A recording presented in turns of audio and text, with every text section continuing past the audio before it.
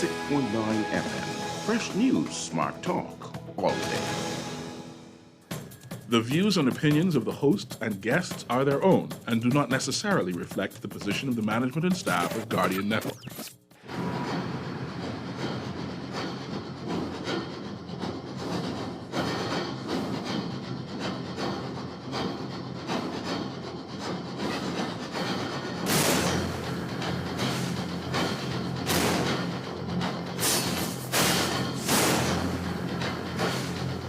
The Revolution with Juan McCartney is brought to you in part by Burger King, Commonwealth Bank, J.S. Johnson, Neptune Compostables, Fidelity Bank, and Wendy's.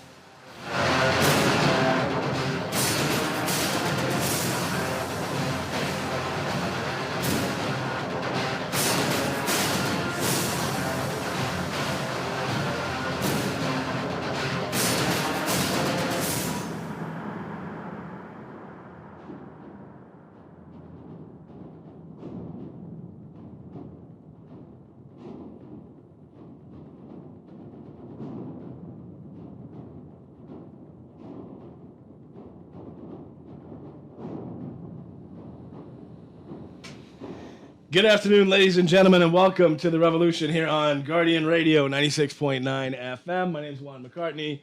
So good to have you with us. I do apologize for the late start. I won't get into all the particulars of why I'm late, but I am late.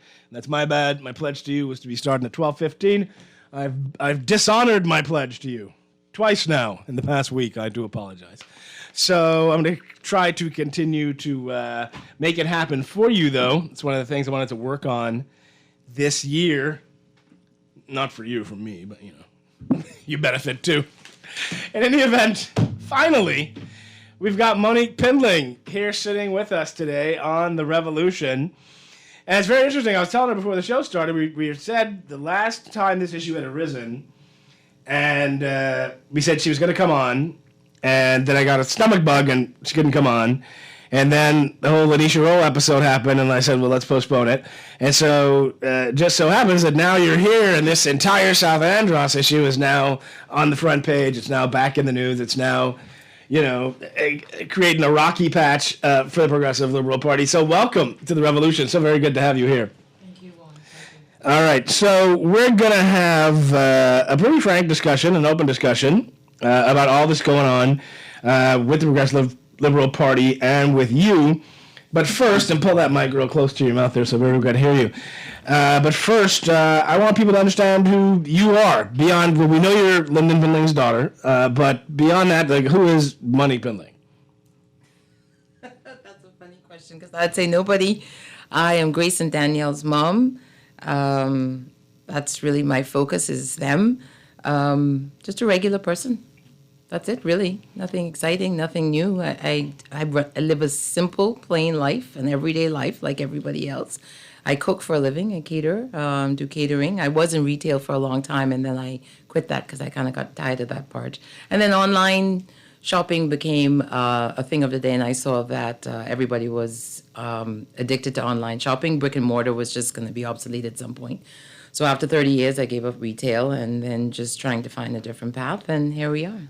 Okay, awesome. So you recently had made some waves because of what was going on in Mangrove Key and South Andros. Now, in terms of South Andros, you're the first Pindling after Sir Lyndon who was actively involved in frontline politics or expressed any desire to be involved in frontline politics. I know your brother real well, and he watches politics, and he's a political observer, but he never expressed any desire to get involved in politics, despite how much the PLP still reveres your family name. So what prompted you to want to get involved with what was going on in South Andros? Well, let's see. It's really started, I think, in 2014. My sister Michelle was diagnosed with breast cancer. She was chairperson of the Sir Lyndon Pindling Foundation, and when she was diagnosed, she realized that she needed to step down and to take care of her health. And somehow it just fell into my lap, and I decided to take that on. While I was doing that, I started traveling down to Andros, looking to see what was happening down there. And the residents of South Andros kept asking me if I can get the library up and running for them. It was a building built by my dad and Reno Brown and a few others, and it was donated to the community.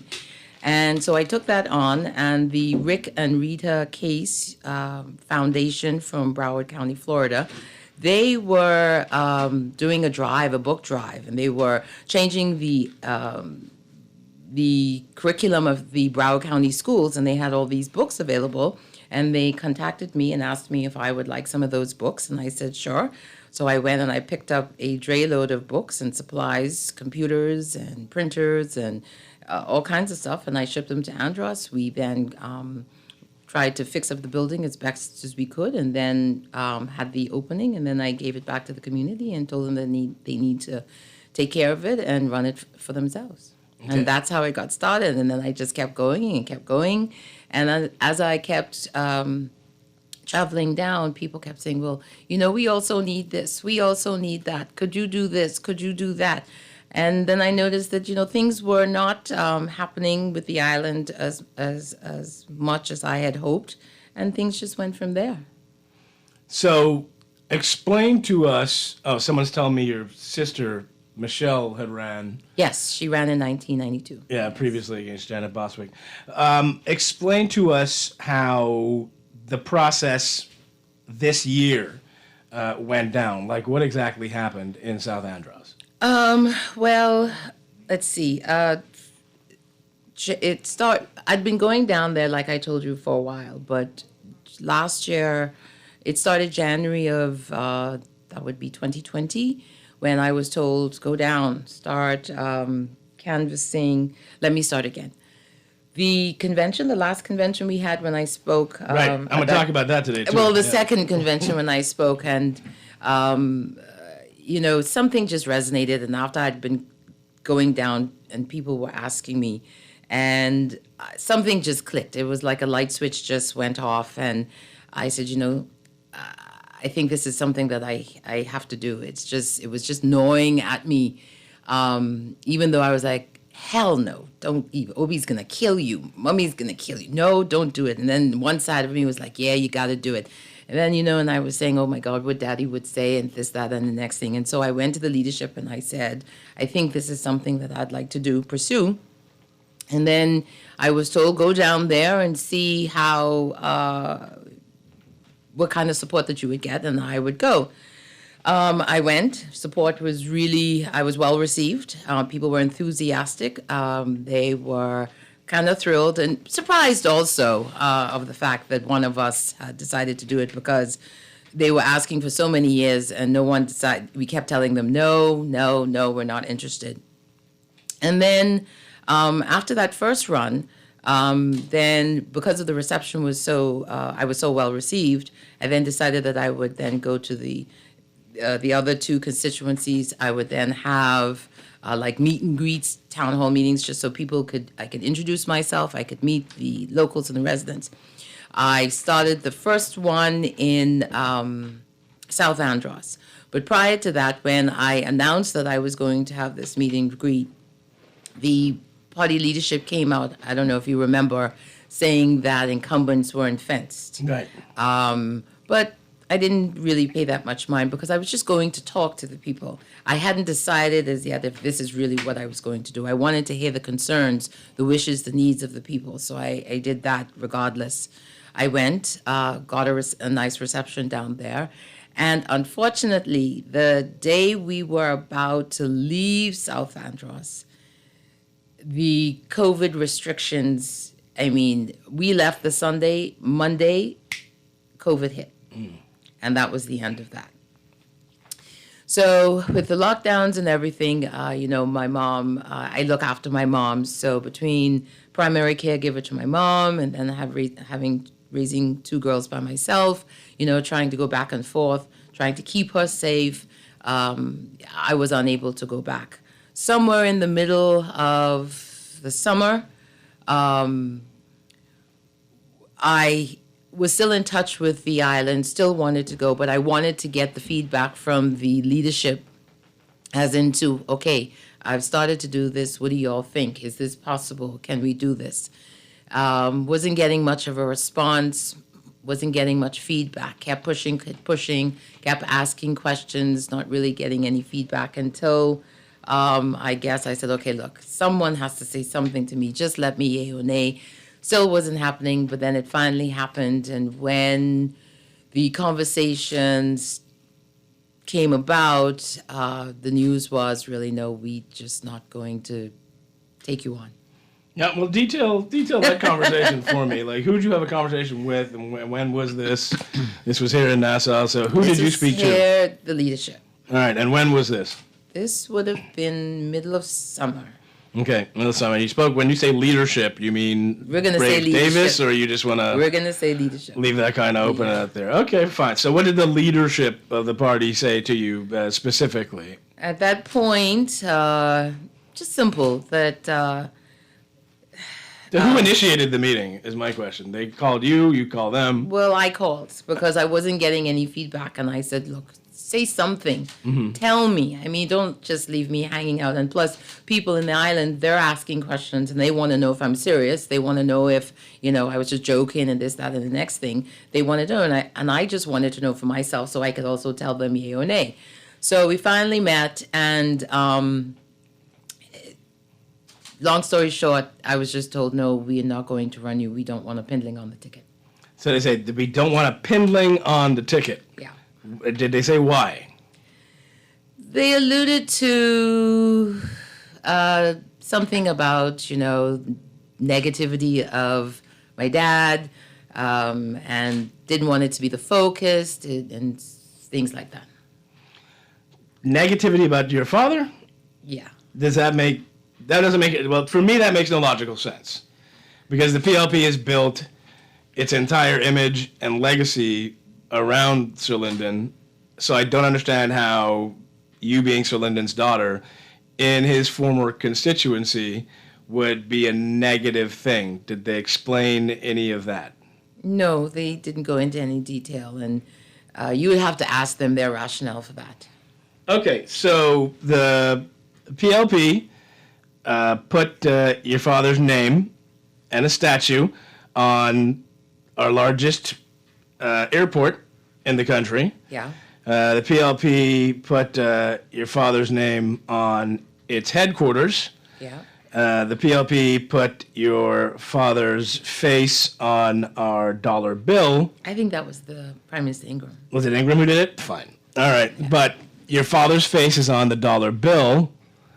What possible negativity could there be in South Andros with your father's name? Is that an issue? Do you go to South Andros where the Pindling Library is, and they go, you guys are bad news, we don't like Pindlings, isn't there a problem with it?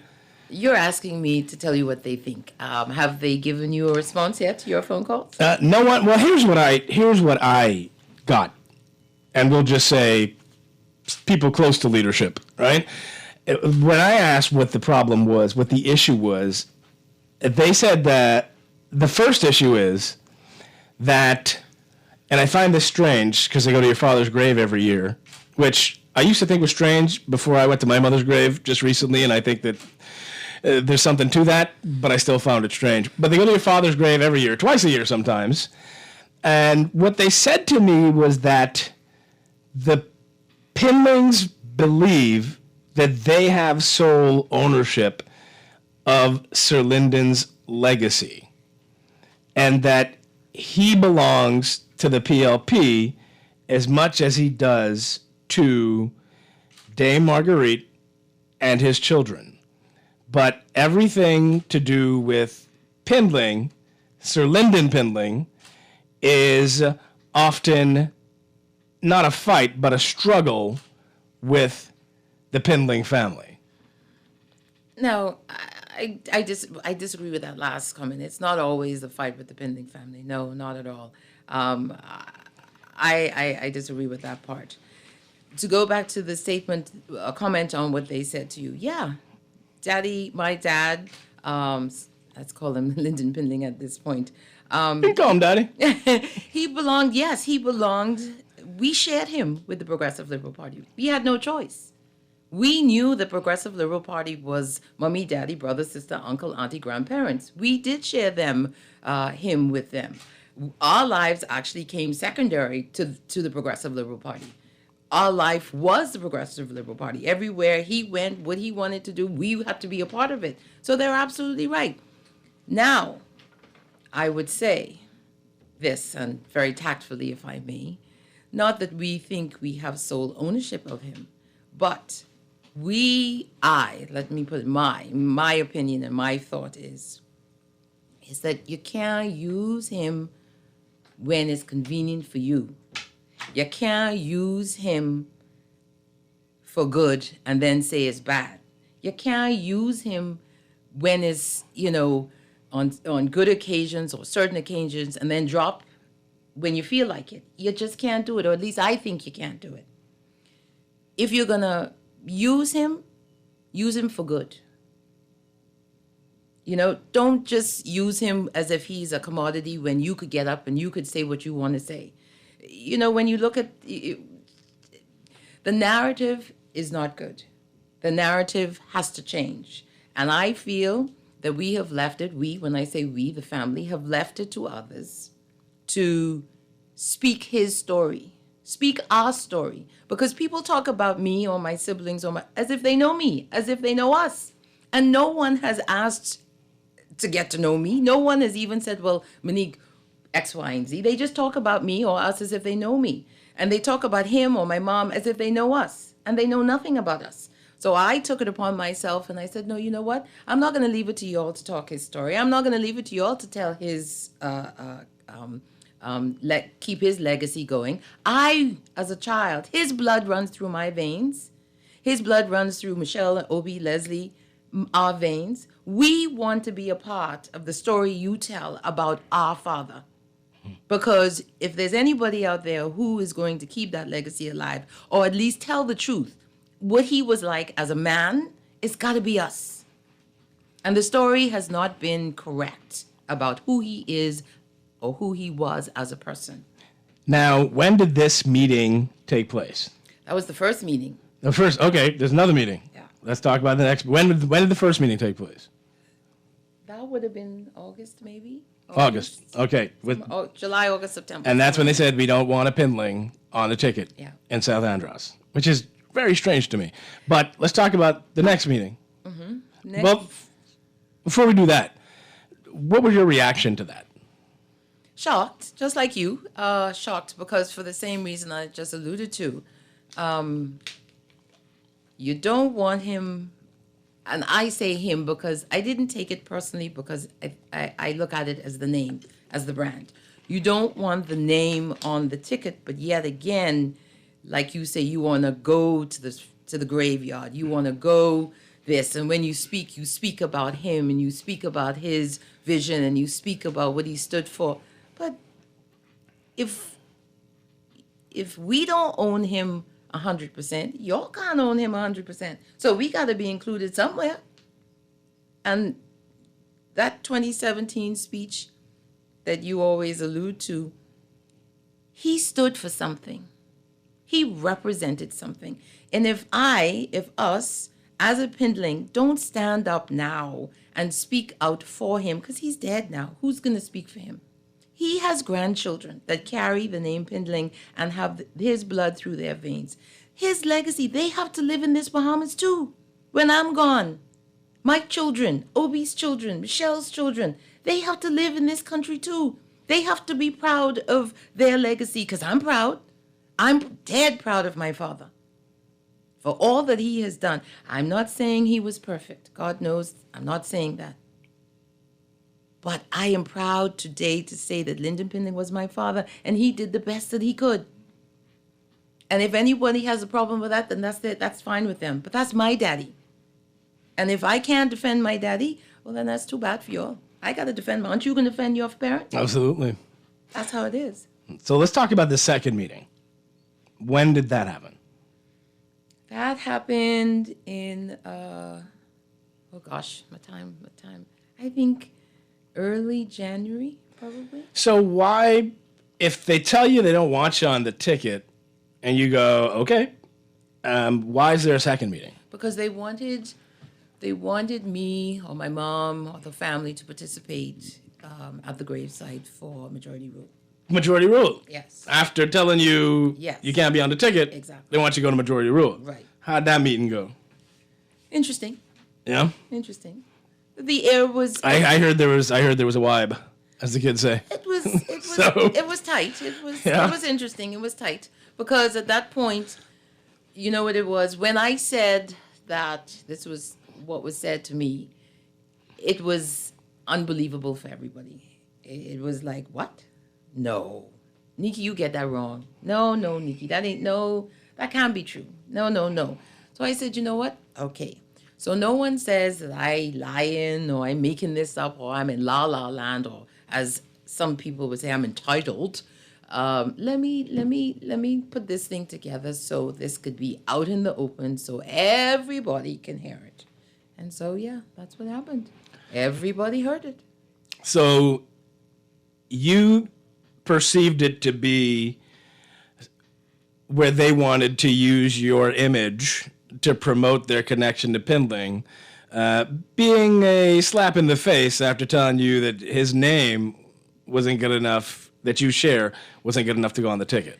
I feel as though there is a way in which you do things.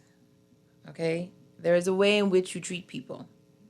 There is just a way in which things are handled. And I think that it could have been handled differently. I understand you're a candidate, an aspirant, you're at the behest, the pleasure of the leader. And whatever his decision is, that's what it's supposed to be. It's the way in which you say things to people. It's the way, because you could tell people all kinds of things. It's how you make a person feel Right. that matters the most. And Right. it just did not come out, I think, the way they intended it to be. And so I will give them that. And unfortunately, all of this could have been avoided. All of this could have been handled properly. This whole thing that's happening now could have all been avoided. Definitely, if they would have handled it a different way. Let's go back to 2017, and maybe this has something to do with it.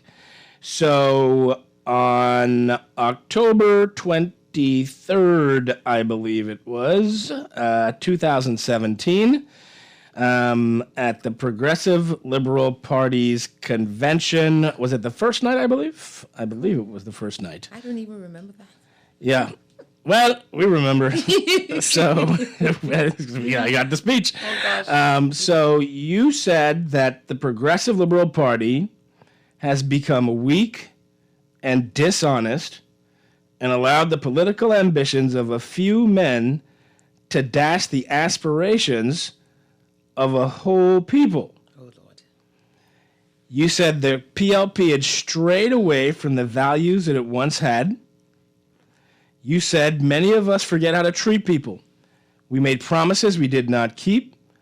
Appointments were made and either they didn't show up or they kept us waiting for hours and yet wonder why or how our party suffered its most crushing and humiliating defeat in this past election. Many in the party became overcome with envy, consumed with jealousy, and some of us were stung with greed. We became too concerned with who became ministers, but ignored the taste and values of those who would make good representatives.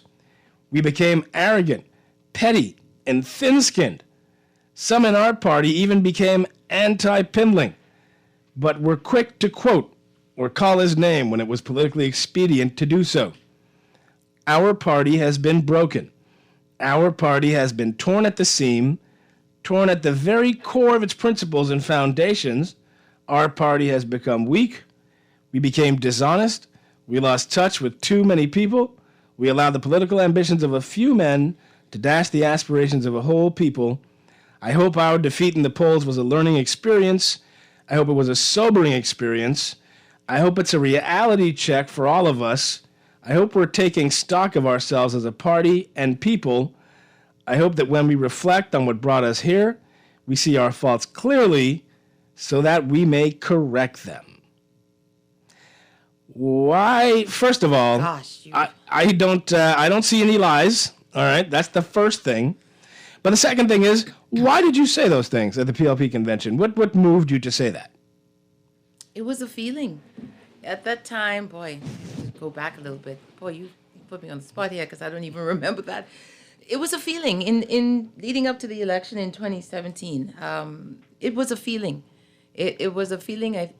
I think, and as I'm going to say throughout the interview, this is only my opinion. It was a feeling then, and you feel it, I think, now. We disconnected ourselves to something. This feeling of you feel lost. We don't know where we're going. We you know when you're a mother and you hold your child's hand and you guide them along the way. We were guided. We were taken by the hand and we were guided step by step, process by process. And it was almost like the mother let go our hand and we were all on our own to just wander. And for my party, I felt that too much of that stuff was going on. We had lost our footing. We had lost sight of what brought us here in the first place. For me, the Progressive Liberal Party, and I know people will say, yeah, but that's just because your daddy and everything, but I believe it's a party not just of Pindling. This is the party of Stevenson, Bain, Isaacs, Butler. I always say, people always pick my dad out, but I always say Daddy was a part of Earth, Wind, and Fire. He just happened to be the lead singer, but it took the band to make the music. He just happened to be the lead singer, so he got all the attention. But he needed that band. He needed all those bands, the bass player, the drum player, the guitar player, to make good music. And if you're of that music genre, Earth, Wind, and Fire made some pretty good music. No. You see, you need that kind of cohesiveness. And they were focused. They had a mission. They had a plan. And when they went or when they said that they were going to do something, they did it. And you felt what they said they were going to do. And then you believed what they said they were going to do. And you felt that love. You felt that you were connected to something.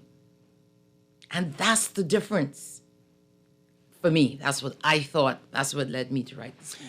You said in your speech, and I'm going to circle this back, tie this back to what recently happened, but you said in your speech that the party had become disconnected. And I like how you, and what was interesting to me is how you never disconnected yourself from the party. You said our party, our organization. You were speaking as a collective, not pointing fingers, and you were saying that this is where we are and we need to move forward. You said, because we've lost so much credibility with the Bahamian people, our future success will not only be determined by what we say, but instead, and more importantly, by what we do. We'll move forward because we sought out our mistakes, confessed them, and committed to never making those mistakes again. We will move forward because we will rebuild and revitalize our organization. We will move forward because we will return to every community that gave us life. And finally, we will move forward with a new, fresh, and vibrant leadership. All right? So I'm going to say two things, and I'm not lotioning you. Well, maybe I am a little bit. I don't know if you wrote that or whatever, but that level of speech writing is hardly found anymore. And the last time you see... I wrote that in the middle of the night. I got up one morning, and I just wrote that in the middle of the night. Right. And it harkens back, actually, to a time in Parliament when that level of speech was something that was common. The Paul Adderleys, the A.D. Hannahs, and not only speech, but they could speak extemporaneously. Your father, Ingram, those had it, And I think maybe what you saw and what I see a lot of is that the bar has been just lowered in order for raw, pure political gain and ambition. And no longer is there an aspiration to have a higher level of commitment to the country, connection to the country, dedication to the country. There's kind of just, let's do the bare minimum to get by, get elected, and then we'll kind of do as we choose. And what you're saying is that too often the PLP says they're going to do stuff, and they don't do it. Whereas for an entire generation, the PLP said we're going to do stuff, and they actually went ahead and did it. And I think what you were witnessing, or what you were maybe feeling, but you could tell me how you feel since you're here, is that you kind of squandered all that came before you, that people built, and brought our party down to this thing where people no longer even believe what we say we're going to do. Yes, you're absolutely right. I mean, but we can't just, I don't want to just lay it at the feet of the PLP. If we look nationally as a country and as a people, we've done exactly the whole, just across the board, we have done exactly the same thing. Everybody wonders why we're here right now at this present juncture in time. You don't have to wonder. You really don't have to wonder. Just look at us. We've strayed so far away from the core fundamentals. You know, my dad used to say, you have to build this house on the solid rock of Jesus Christ. When you build a house, what has to be strong in order to build your house? Foundation. Foundation. So if you have a weaky, soggy foundation, how you going to build a strong house? The house is going to blow. When the wind, boom, boom, it going to blow. Our foundation is weak. And if we don't get our foundation back, we ain't going to never have a solid house. Have you seen, okay, so you set them on fire in 2017, right? Have you seen, despite what happened recently, have you seen that shift, that change, getting back to becoming stronger?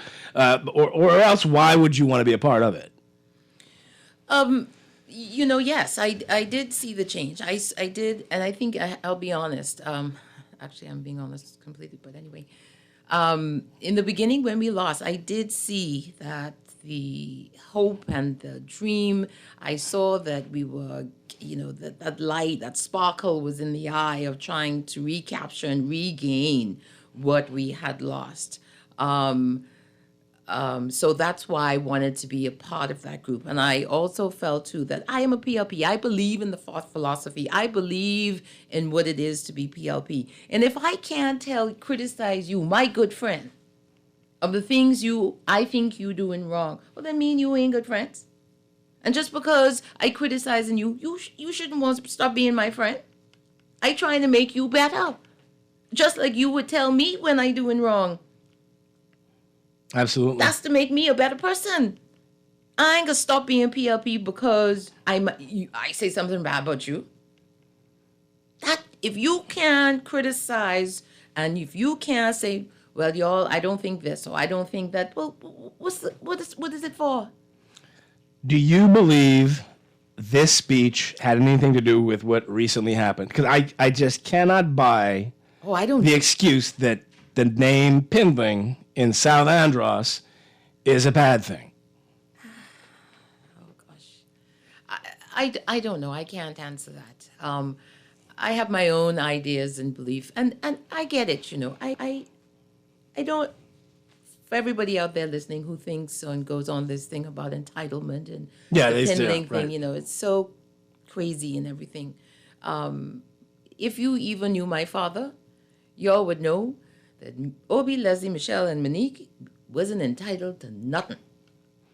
Not a darn thing. He made us stand on every line. We had to pay for everything. If he heard for 1 second that we was out there promoting his name, pushing his name, or trying to jump something, everybody was going to get cut behind. Because if you ask Michelle, Leslie, and Obi, they would tell you that Daddy had the longest leather belt that was going, and I'm going to say it. I know, Michelle, those are listening, Obi, those are listening. I didn't get beaten by it, but they got cut up all the time. No, you were the baby. Yes. Right, all right. I never felt that belt, but they did. So that's why I'm saying if you really knew who he was, he would never.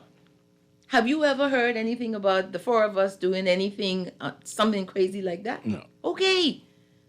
So it isn't something that he was just telling y'all to do. We lived by it. We had to live with it. We couldn't do things like that. Neither Mummy. He had us in check. He told every member of our family, listen, none of y'all getting anything, don't ask me. Only one prime minister. Only one prime minister, and right here, while he chewing and sucking his chicken bone or fish head, he would sit plain, cold. He was cold just like that. Y'all could argue and fuss and complain as much as y'all like. Y'all ain't prime minister, I prime minister. And that was the end of the conversation. Daddy didn't say much, but when he said it, and the table would go quiet. What else you could say? The only person who dared to contradict Daddy or had the nerve to kind of say anything against Daddy or to Daddy to his face was his father. That was it. Nobody else. All right, we got to take a break. We're speaking with Monique Pindling about South Andros, but also about the PLP and her family as well. And I'm going to let you have questions, if you'd like, on the other side of the news break. And you can call us and speak with her. And we'll see how that all goes, and then go from there. They're gonna kill me. Well, I want to ask you. I don't think so. You know, because I also want to get to this thing about women in politics, because that's been on my mind for years, but particularly recently, with what just happened with the Nisha role. So stay tuned. We'll be right back.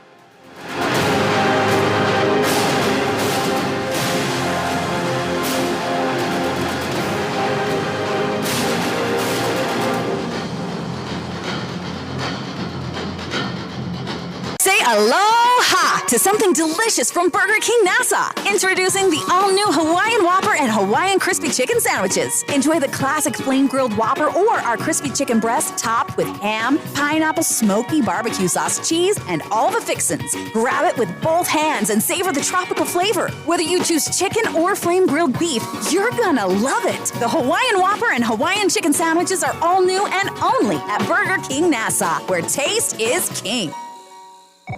Hello, sir. Your credit card bill is due. Hello, sir. It's time for your monthly loan payment. Tired of creditors pounding at your door? Sign up for a debt consolidation loan from Fidelity Bank and consolidate your debt into one low monthly payment. What's more, you will also earn interest on a built-in savings account. The pandemic has curbed many freedoms, but at Fidelity, our focus is to help regain your financial freedom. Visit a branch or speak to Fidelity Bank at 356-7764. COVID safety measures in place at all branches. Fidelity, we're good for you. In life, there are always challenges. Today, we find ourselves having to be more self-sufficient, socially aware, and technically savvy. At J.S. Johnson, we are committed to our customers by providing cost-effective insurance solutions. No matter what your insurance needs, we will always be here for you. Call 397-2100 or visit jsjohnson.com. J.S. Johnson Insurance Agents and Brokers, giving you peace of mind.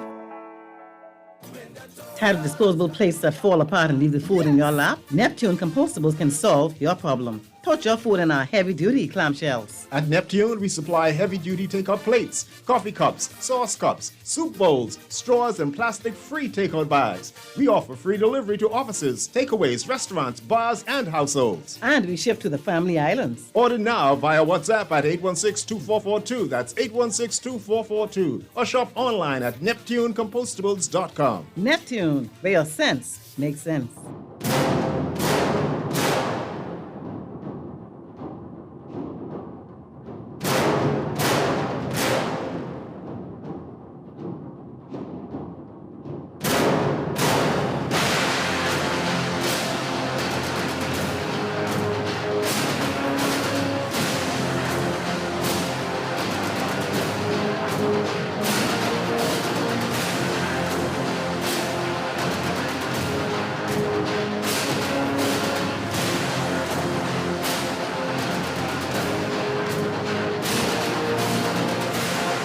Good afternoon, ladies and gentlemen, and welcome back to the Revolution here on Guardian Radio, 96.9 FM. My name is Juan McCartney. So good to have you with us. We're speaking with Monique Pindling. I got to ask you, right off the bat, after what happened with Pice Forbes, A, how do you feel about that? And B, do you still want to run now? Did not like what I saw yesterday, and very saddened the way in which Mr. Forbes had to or felt that he needed to do something like that. That was definitely not an intention of mine and had nothing to do with me. And please let me say this categorically for the listeners out there. It had nothing to do with me. The Pindling Machinery faction had anything to do with any of what you saw yesterday. And no, I have not been called. I have not been given the nomination. No one has called me. I have not been ratified. I am not going to be the presumptive nominee. If you go back, if you listen to what I've said, if you've read anything, they did not want me in that seat. They still do not want me in that seat. I think if you look now at the news, there is someone else who is out there who wants to be the nominee for Andros. So if you put two and two together, and if you really think about this carefully, it was never about me. I was just used as a distraction, I think. That's only my humble opinion, but here we go. So if given the opportunity, will you put your name forward? I'm thinking about that right now. I don't know. It really all depends on the people of South and Central Andros, Mangrove Key. I'm not sure. The situation is a little heated, and I just want... All I want at the end of the day is that the people of Andros get to choose the candidate that they want. That's always been my thing. All right, so the field is still a bit crowded. I understand Leon Lundy is vying down there. I've heard John Kerry might be interested in running down there, so that's going to be, not super crowded, but and with yourself in the running, that so let maybe me crowded ask there. you this. Before I spoke out and said that I was wanted to be the nominee or the aspirant for, did you have anybody else running for South Andros? No. Okay. Yeah. Okay, and so now you have other candidates now running for South Andros? We apparently so. Are you going to connect the dots? Well, yep. Okay. You make a point. Absolutely. So, people, it obviously can't be just me. Now, I heard something, it sounds absurd, but I'm going to ask you because it's because you're here. But yesterday, there was talk going around that Dame Marguerite was calling some of her connections recently down there, disparaging Picewell and promoting yourself. Does that make sense to you? Is that something your mom would do? It makes sense that people would believe it. When we were told, and when I said we, including my mother, they told, she was in that meeting as well, when we were told as a family that the Pindling name would not be wanted on the ticket, that was the last we heard from the Progressive Liberal Party. Do you believe that because of your name, that you would suck up too much of the oxygen in the room for the other people who have leadership ambitions? I'm going to just switch that back to you and just say, what you think? What do you think? What do you think? I think what it is, and I could be totally off base here, but I think the Pindling name is good to the PLP as long as a Pindling is no longer directly involved in frontline politics. So I think the Pindling name is great for the PLP when a Pindling sits as Governor General. I think the Pindling name was great for the PLP up to 1992. And then the PLP, after Sir Lyndon died, of course, rebranded itself as the new PLP. I don't know that a Pindling name in frontline politics doesn't automatically draw all eyes to the Pindling name, doesn't automatically get more press. than the other names. So, for instance, I have you here in front of me, and I really could care less about the other people who are running, who have even been ratified, as much as I do as having this conversation with you. And it's mostly, and this is the first time that we've ever met in person, and it's mostly because of your name and who you are. I think also, too, my family, we've never said anything publicly. We've since Daddy died, we pretty much have stayed out of the fray. We make no official comment, public comments. We've kept to ourselves. Now, that was something that Daddy actually insisted upon that we did. He didn't believe in commenting. He wanted everybody to have their say and talk, and he didn't think that we needed to respond. However, I felt differently, and I decided no, because what I believed or what I thought, what I felt, what I saw was the narrative was wrong. People somehow over the course of a decade, the narrative of my dad, Lyndon Pindling, got kind of crazy. And the truth wasn't being told. You know, when I talk about him, I also talk about the men that served with him, the men and women. You know, they fought a valiant fight. They fought hard, long. They were determined. It's not just him. And when, to me, I take it personal, I guess, is when you criticize him, you're talking about all the men and women that worked so hard to get us to this point. Because I saw him as a part of a team. Because when you saw him, you saw A.D. Hanna. When you saw him, you saw Milo Butter. When you saw him, they were all a group. And so when you blame him for this, you're blaming everybody. But he gets the blame the majority of times. And I'll tell you one thing. He used to say, y'all, I'm the captain of the ship. I's the head nigga in charge. So I can take the blows with the good. And that's what he did. He got blamed for everything. Whatever bad the other fellas was doing, he took the blame. And then the cycle just kept going and kept going and kept going until the narrative got all kind of foolishness. But nobody today talks about, you know, who he was as a person. All I say was, thank God for national insurance, right? I mean, when you look at the region, everybody, they admire their former leaders. They praise them. Only this country dog our leaders as if they ain't do a darn digging thing. We should be proud.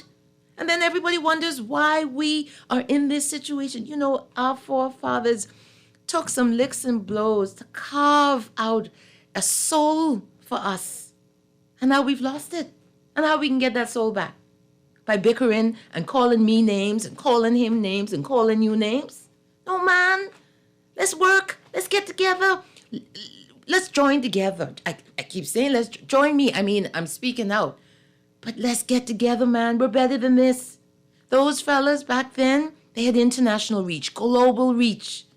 The Bahamas was a country, when you said Bahamas, you were proud. Forward, upward, onward meant something. You got goosebumps. When national anthem was played, you got goosebumps. You know, this foolishness about legacy and entitlement. Justin Trudeau is the Prime Minister of Canada. His father was Premier. George Bush's father was president. How many candidates you know running now is a son or daughter of somebody? And I can't do it? Man, y'all talking foolishness. That's the thing that bothers me. So, and I got to ask you this.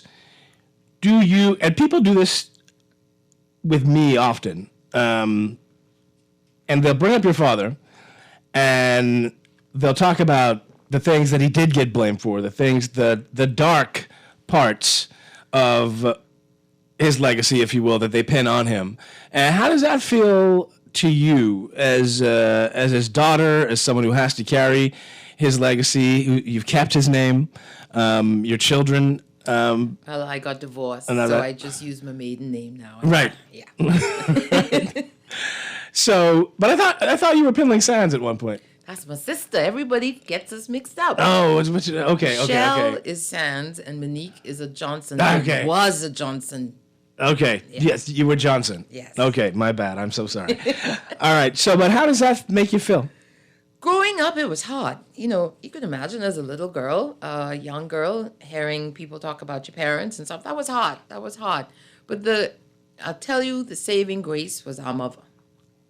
The saving grace was our mother, because our mother, oh boy, that's a strong woman. That she kept our little family tight, close. We were a unit, and she made it a home for all of us to get together. Daddy never brought home any of the trials and tribulations. You didn't know. Daddy didn't tell us anything, pretty much. I know people would find that hard to believe, but he didn't bring government work or PLP issues home. When he came home, it was either it was time to watch Columbo or Rockford Files or Perry Mason. He'd read a newspaper or stuff like that, and he'd like to take a nap. He was not into bringing it, and that's how we kept it going. And we had a job to do. The four of us were not allowed to go out there and do anything that would discredit his name. We were drilled constantly by our mother. People are watching us. They'll try to get to your daddy through us. So every day we learned. We had to deal with it. We talked about it, and we had to go with it. And now Barnaby, who's probably the most vocal of the crew when he comes to his disdain about politics, we've learned to somehow suck it up and live with it. Yeah. But now I'm speaking out. Isn't that terrible? No, I think it's a very interesting thing. Because people told me, I never got a chance to interview your father because he died, unfortunately, before I got into media. But I was told that if he was on this island, whatever he was doing, he would stop doing and go home and eat lunch, and your mother made lunch for him every day. We had lunch at 1 o'clock every single day. When we actually came back from school, and if we were home from school, 1 o'clock every day, he would come and have lunch. So we'd sit down, talk about whatever is happening with us, and then he'll take a little 15-minute nap, then go back to work, and then he'd be home by 7 o'clock in the evening for dinner. That's when he'd watch his little TV shows, and by 9 o'clock, sweet boy was in bed. 6 o'clock, he was up on the beach having his little swim. 7 o'clock, he was at cabinet office. That was his routine. Then by Friday, he would jump to either Andros, go to Andros, but or another island. He made sure go and visit every island in this country. Do you think that your father served South Andros well, given the level of development or lack of development thereof? Oh, yes. Yes, now, the question, I could see people saying, oh, could he have done more? Of course he could have. He would tell you he wished he could have done more. But he used to say that he was prime minister for all of the Bahamas, not just Andros. But you see, you don't have to ask me, and you don't have to believe me. Ask the people down there who were around when he was around. For instance, yeah, mommy, I'm going to say it. Jenny Neely would say, Don Pillin is their man. They went from Frighton to Brighton, from corn cob to rock to shaman. Those things mean something to people. It might not mean anything to the young people, but when you are part of that generation who had no shoes, when there was no road, there was a rocky road, there was no bridge, there was no light, there was no telephone, for those people, it meant something. And to discredit that and say he ain't do nothing, that's like wiping out a whole generation of people. For them, it meant something. Benji Forbes, Norwood Remy, it meant something. All right. Let's go to the phone lines. You can give us a holler, 323-6232, 323-6232, 325-4316, 325-4316, and 325-4259. Put those headphones on there for me, please, so you can hear the calls. We still have a caller on the line. Good afternoon. Welcome to the Revolution. Good afternoon, Mr. McCartney. Hey, Sparky, how's it going? And a pleasant good afternoon to Miss Fiddling Johnson back to Fiddling. I can't hear anything. You can't hear? Hold on, Sparky. She can't hear you because it's not plugged in. That could be why. Let me do this here. Is that better? Yes. Okay, go ahead. Sparky's telling you good afternoon. I said a pleasant good afternoon, Miss Fiddling to Johnson back to Miss Fiddling. Yes. I would like to say it's a pleasure meeting you on phone. I've never met you in person, but I watched you grow up. I'm one of those from the old school. Pops off to the Fiddling family. I don't know what all to say because, as you know, I was part of his history, although he was one of the older gods. I watched our country grow from when it was like a little older than a fishing village, when they used to jump off the big boats in the harbor to catch quarters and watch it come to independence. I watched it started, and I would say to me, that most people on the ground where I grew up said the first 10 years was, I think, the most beautiful period in the Bahamas that I witnessed. And then it grew into a portion where I think people would say the cronies around your father started to sort of misbehave and caused a lot of problems with your father.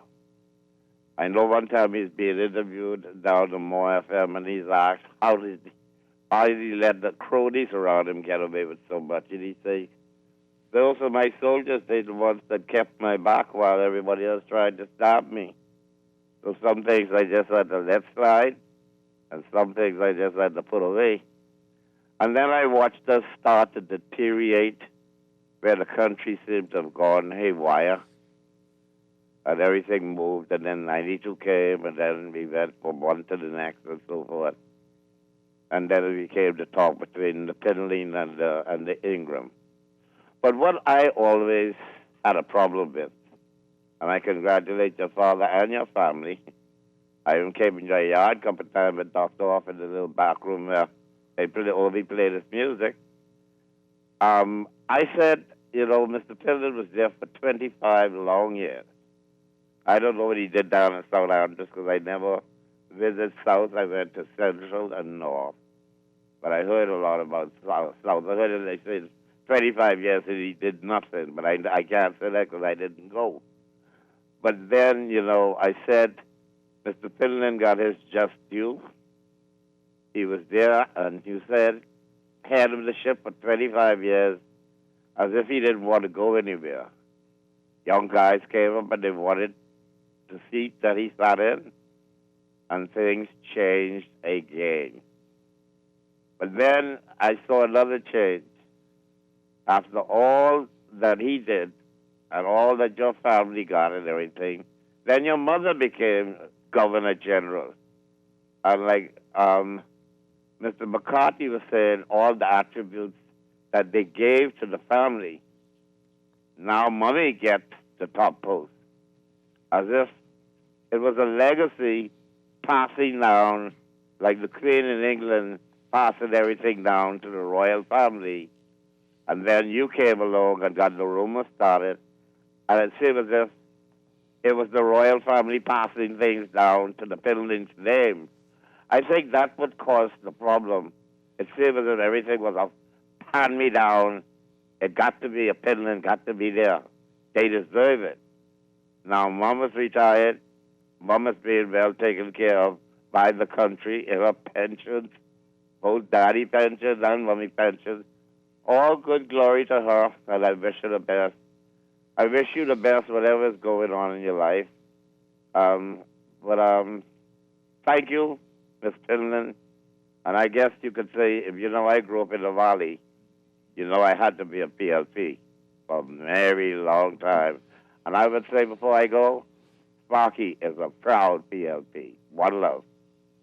All right. Thank you, Sparky. Thank you. Good afternoon. Welcome to the Revolution. Hello, good afternoon. Are you there? Nope. Hello. Yes, good afternoon. Welcome to the Revolution.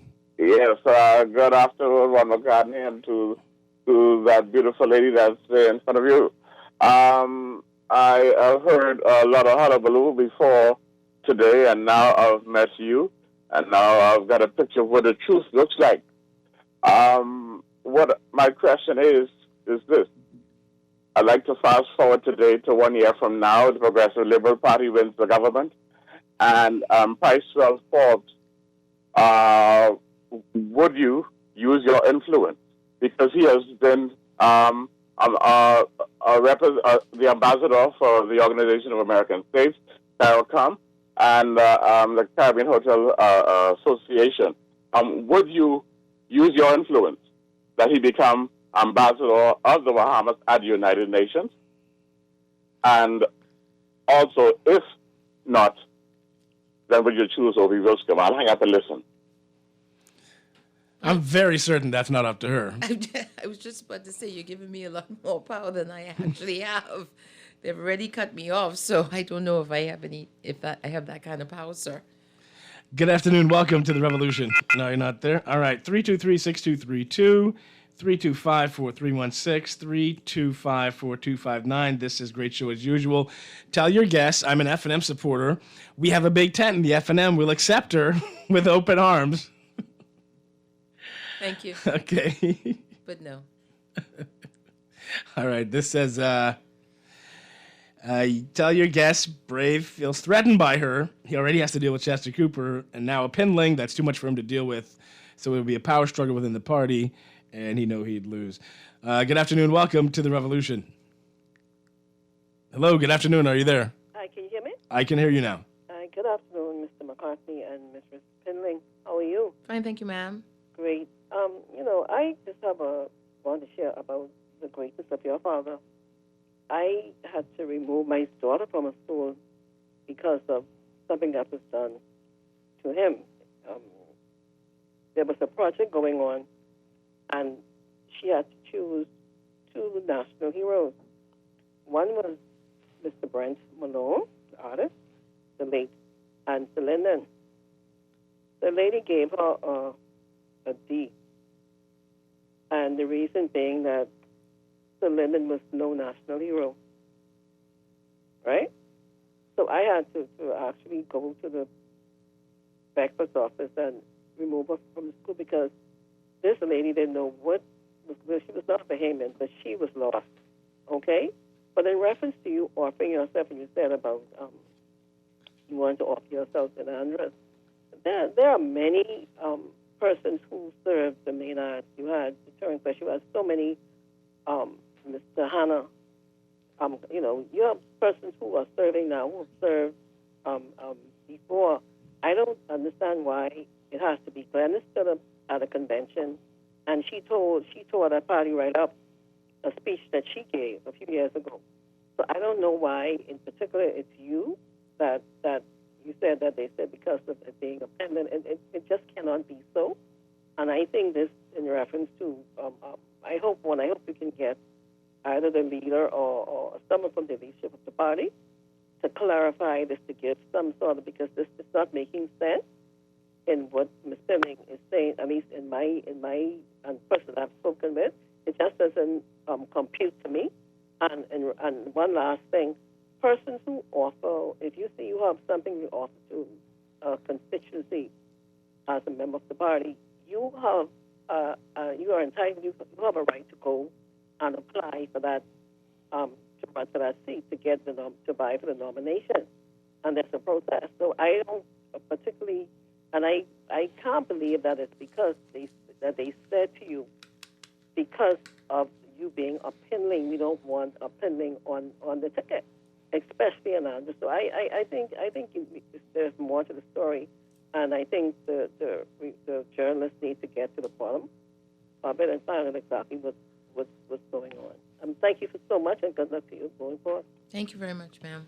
All right, we'll take another call. This says, Juan, undoubtedly, Pinling was the best leader this country ever had. He loved and protected everything Bahamian. I'm sure he rolled in his grave when Ingram passed the Free Landholding Act in 95. That law, no doubt, was the beginning of the end for all Bahamians. Please tell your guest to hold her head up high. Yeah, this is saying, how is it that if a child follows her father as a doctor or lawyer, that's okay, but as a public servant, that is an issue? And I think that, and you clearly are able to speak for yourself, but I find the notion a bit silly that if your father was involved in public life and you saw that your entire life, and then your mother got involved in public life up into her 80s, she sacrificed her retirement to go serve as GG, that it somehow means that you feel entitled to be involved in public life. It's just something that you're familiar with, you understand, Yes, you're absolutely right. But don't forget now, the narrative that has been spewed out over the last decade. I mean, if, like I said, if everybody sits and just thinks about it and really go through it, The way you want to discredit somebody, just start a rumor. I could start one about you. Yeah, there's plenty. And then you just you keep repeating it over and over again. And the unfortunate thing about us as a people, we latch on to that negative thing about somebody. Instead of praising that person, instead of talking good about that person, we latch on to the bad thing. That one bad thing. Boy, he do that. Boy, he bad. Hey, she like this. And that will go on for the rest. And while we're distracted, pulling each other down, the people on the next side, child, they didn't take all your lunch. They didn't take all your money. They didn't take your car and everything. And when you realize what's happening, poof, everything gone. But that's how it works. It's crazy. They were saying that about Leslie Miller's daughter too, Leslie Bryce, and I was like, I see no issue with Leslie Miller's daughter wanting to run for Parliament. It says it's good to have Miss Pilling on your show. She's a breath of fresh air, and she's very intelligent. This says, hey Juan, the PLP could easily win this election if persons like Chester Cooper and Miss Pinling were at the forefront. They would rather risk losing just to make this brave wave happen. This says, good afternoon. I, too, am an F&M supporter, and I'd like to encourage her to join the party. The F&M has a huge tent. She says she ain't coming. Show off from home. Good afternoon. Welcome to the revolution. Oh, Mr. McCartney. Hi, how's it going? Thank God for life, for you, and good afternoon to your listeners all over the world. Good morning, Miss Penlin. How you doing, ma'am? Fine, thank you, sir. Okay. Miss Penlin, I wonder if it's too late. I hear people inviting you to come over to the F&M. I know anyone would be glad to have a person like you there, not just because you're a Penlin, because, if they study you over the years and they listen to you carefully, I'm sure people, it's like, for somebody say, refreshing. We need more people like you inside there. So is it too late for you to, now that price well gone, to maybe get back there? I don't know if you stopped trying. I didn't hear what the second meeting was about. I only hear when Juan asked about the first meeting and you was talking about some other thing. So I might have missed that. I don't know if it's too late. I would encourage you to stay with the PLP. Stay with your daddy party. And God can work it out. I think we need more people like you. Let me tell you, I was the blind one who they called Pauper. I was fortunate to be in one meeting one time. And I don't know if you was an invited guest or visiting guest or what by the Linden Penland Center in the PLP headquarters. And one of the things that I stand up and say, I wish I wish we could encourage her. You, Monique, sorry, with the most respect. No, that's fine. You might not remember the blind person. I'd stand up inside there and I'd ask if we could do more to encourage people like you to get involved with politics. I like Michelle, I like Leslie, and the next one, Obi. But, Mom, I know you're a girl and you're no boy, but I feel you more, like how I feel Celine, and I was fortunate to meet him before. So I don't know if it's too late, now that Pike's well gone too. I sure if you run independent there, and then people don't want you, they can put you inside there. I would like for you to be inside Parliament. I like some of the things what you say, especially how you take up, not take up, but you defend your daddy name. My grandfather, I know my daddy, right, from Freeport, from Takes Island, right, but I'm more familiar with my granddaddy. People talk bad about him, but I know he done a lot of good for people. Bishop Stanley Austin Martin for Master Point Andrews. And I proud of him, and I thank God for him. You understand? So stand up for your daddy name, girl. I respect you, and I like you. I wish you could get in Parliament. We ain't going to agree with everything, but try again with the PLP and stick with your party, girl. Thank you, Ray. All right, thanks a lot. It says, good afternoon. So refreshing to listen to Miss Pindling. We need her leadership. There are many FNMs who are asking you to join the FNM. Good afternoon. Welcome to and you've already given your answer, so I won't repeat them. Good afternoon. Welcome to the revolution. Hey, good afternoon, Juan. How are you doing? Hey, buddy. How's it going? I'm doing fine, thank you. Excellent. And good afternoon, Lady Pellin. How are you doing? Fine, thank you, sir. Okay. Well, as I've expressed before on another station where you would have been participating, I'm one of those who supported your father as a Celine Pillin PLP, also as a Perry Christie PLP, and now as a Brave Davis PLP. Right? Who will form the next government? I'd like to ask you two questions, and then I'd like to make a comment. Can I go ahead, Juan? Yeah, go ahead. Okay. Do you still support the Progressive Liberal Party, Lady Pillin? Yes. Do you still believe that the Progressive Liberal Party is the best political party suited right now to address the problems that Bahamians are facing, in particular the common man in this country? Yes. Okay? And my comment is this. In my observations of what happens in the political realm, especially as a young Bahamian, looking at the many political names or dynasties as is referred to in our country, it's a very sad and unfortunate reality. But it's a reality nonetheless that Bahamians have a challenge with watching or seeing the progression of various family members from different generations participate in the political realm. And Juan, I'm certain you are well aware of this because people have a challenge with folks, with the folks' name in politics. A lot of people express challenges with the Maynard name in politics, right? And unfortunately, when you are in the political realm and you are dealing with democracy, whatever the majority or the loudest voices in the room are stating, you have to pay attention to. But it's a very unfortunate reality. And I would hope that at the end of the day, Lady Penman, you don't lose hope and that you remain vibrant as someone who wishes to contribute to democracy in this country and to furthering and deepening democracy for the benefit of Bahamians in this country, whether that comes now or whether that comes in 2027. Thank you for the opportunity, Juan. God bless. All right, thanks, Anton. Appreciate you. That was relatively brief for Anton there. That's Anton, the famous Anton. Yeah. Good afternoon. Welcome to the revolution. Hello, good afternoon. Are you there? Nope. All right, let's try a different call. Good afternoon. Welcome to the revolution. Nope, we got to take a break. All right, let's take a break, and we're going to be right back with Monique Pinley. Got some more of your calls and some text messages. We got lots and lots of them. Stay tuned.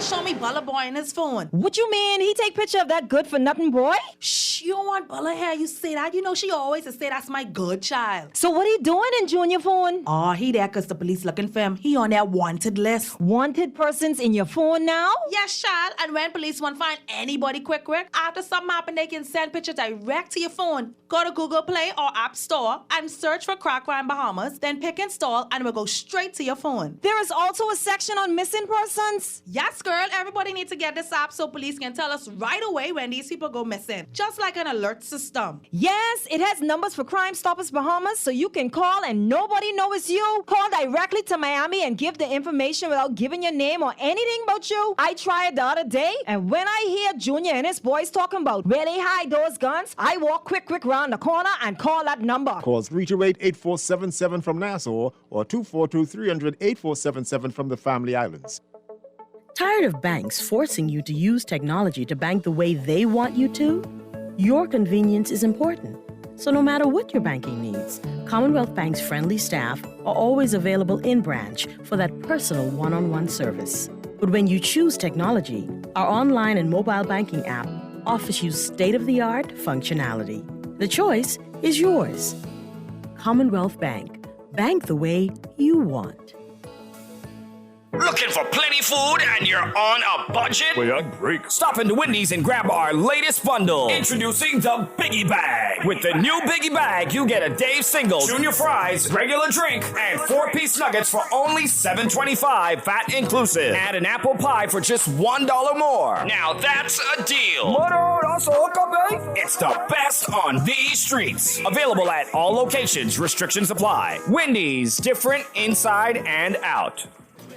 Tired of disposable plates that fall apart and leave the food in your lap? Neptune Compostables can solve your problem. Put your food in our heavy-duty clamshells. At Neptune, we supply heavy-duty take-out plates, coffee cups, sauce cups, soup bowls, straws, and plastic-free take-out bags. We offer free delivery to offices, takeaways, restaurants, bars, and households. And we ship to the Family Islands. Order now via WhatsApp at 816-2442. That's 816-2442. Or shop online at NeptuneCompostables.com. Neptune, where your sense makes sense. This is Guardian Radio 96.9 FM. Fresh news, smart talk, all day.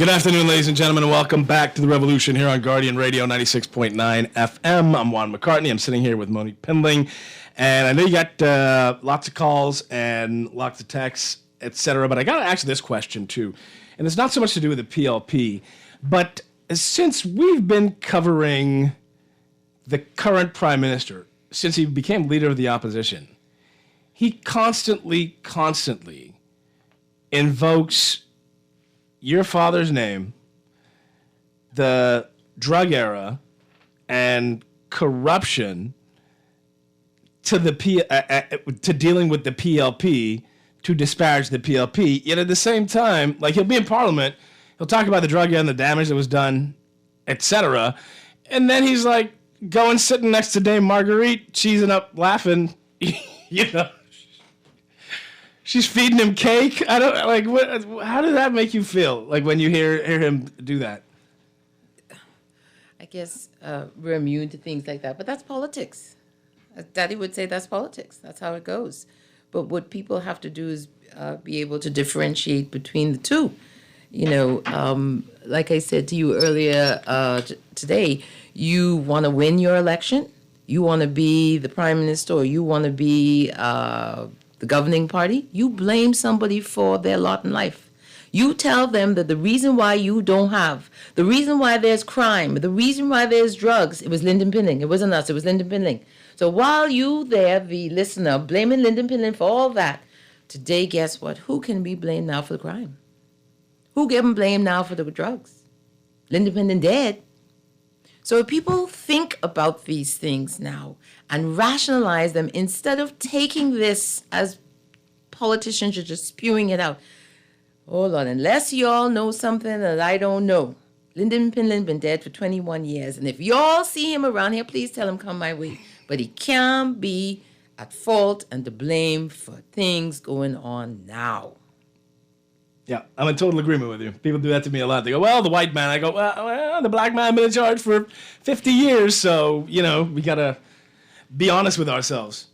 All right, let's go to another phone call real quick. Good afternoon. Welcome to the Revolution. Hello, I'm Ms. Finley. Hey, how's it going? So, Ms. Finley, that egregious act was to stop you in your tracks, not the other party. I find that strange, but he did. Ms. Finley. Yes, sir? I'm glad to hear that you, I guess that's a good couldn't do. You were scared to talk on the mic. But the 80s was more than the drug era. Your daddy was the best minister of tourism.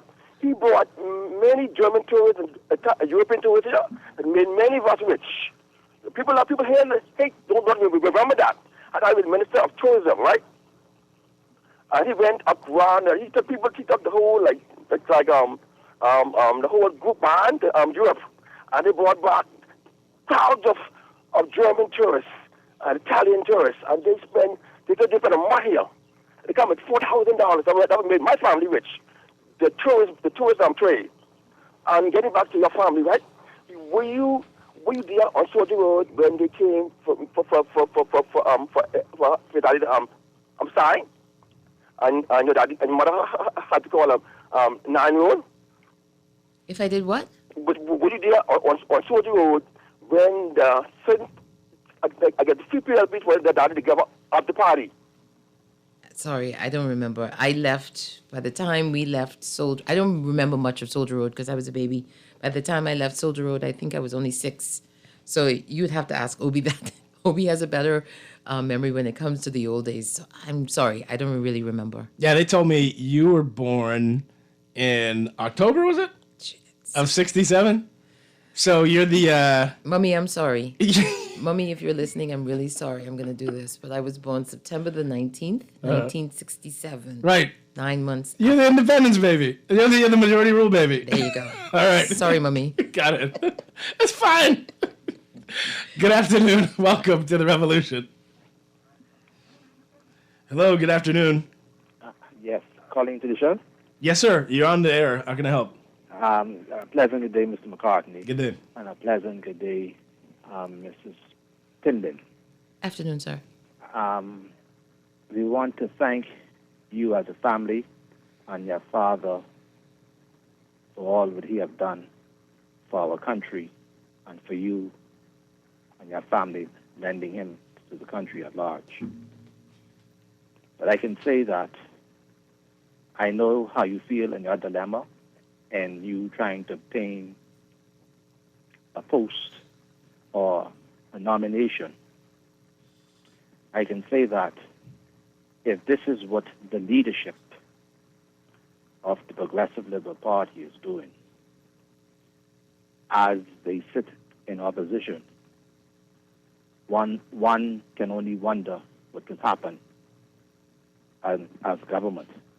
And I can say this to Midland and Mr. McCartney because I'm not party politics person or a member of the PLP, but I sit as Ms. Pindon sat under my mother, who is a stalwart of the party and a senior stalwart, having served all her life toiling for that party.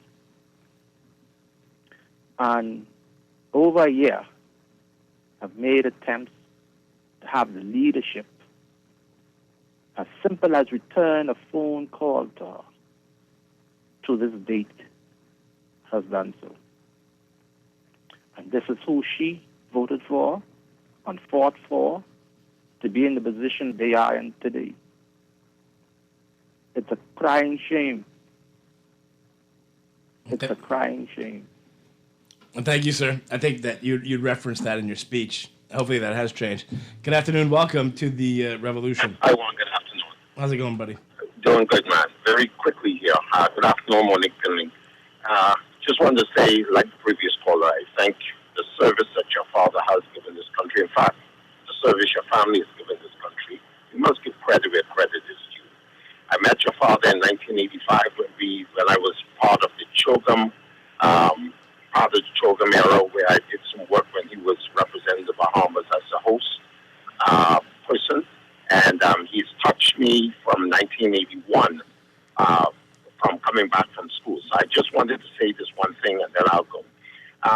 There's something that you said quite profoundly on the campaign, on the one of the speeches you made at the PLP convention.